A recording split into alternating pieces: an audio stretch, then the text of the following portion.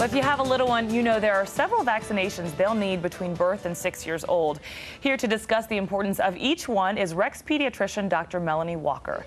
Dr. Walker, thank you for being with us today. Well, thank you for having me. This is a huge issue for parents and their children. You said there are kind of 3 major stages when people get immunizations and vaccinations. That's right. The vast majority of them are between the ages of birth and 2 years. Then children will get boosters at their kindergarten checkup, and then again, when children are entering middle school, there's another set of vaccines that children are getting nowadays. So tell us, what are the main ones that they're getting at those different times? Well, in infancy, there's a lot. A lot of them have been combined into combination vaccines, so there's fewer sticks, but you're still getting all the different protection from the different bacteria and viruses. But the main ones are the DTaP, which we've given for years, polio, we're giving hepatitis A and B, rotavirus, Hib, which is a form of meningitis, and then strep pneumococcus, which is another form of meningitis, pneumonia, bacteria in the bloodstream. So those are the baby ones. Okay. And then they get boosters for those same vaccines at kindergarten. And then in middle school, we're giving a different type of meningitis vaccine. We're giving a vaccine that prevents against cervical cancer from the human papillomavirus. And we're also giving chickenpox boosters then, as well as tetanus boosters then. It seems like kids get so many of these all at once, and I know in mommy groups, whenever I'm with my friends, we're always discussing, are you doing on schedule or are you doing an alternative schedule? That's a big trend these days. Right, it is. It's a big concern for a lot of parents, and unfortunately, there was a lot of bad press and a lot of bad research that started a lot of those fears. And since then, most of those things have been proven to be false, and very good studies have continued to prove that vaccines are very safe and effective. There is no research to support alternative schedules for vaccines.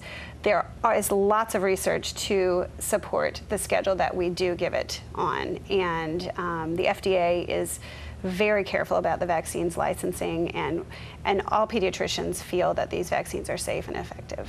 Is there anything that parents should be doing to keep their kids safe, because there are some people doing alternative schedules? I've heard that a lot of these diseases that haven't seen for years are really rising in numbers again because of this. They are resurfacing, because what you have to realize is that people are coming from other countries where these diseases are still a problem.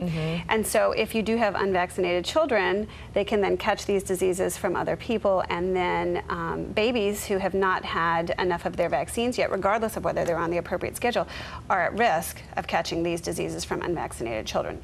So we are seeing deaths and lots of illnesses, particularly the Hib and the measles have been a problem in the last 5 years as people have slowed down their vaccination schedules, and some people have stopped giving up. And the best way to protect your kids is to just keep them on that schedule. And keep them on the schedule that's proven to be safe and effective. Okay. How about anything that we need to look out for in terms of reactions that kids might have after they've gotten the vaccinations, or even ways to prepare them? As the kids get older, infants are blissfully unaware of what's coming, poor things.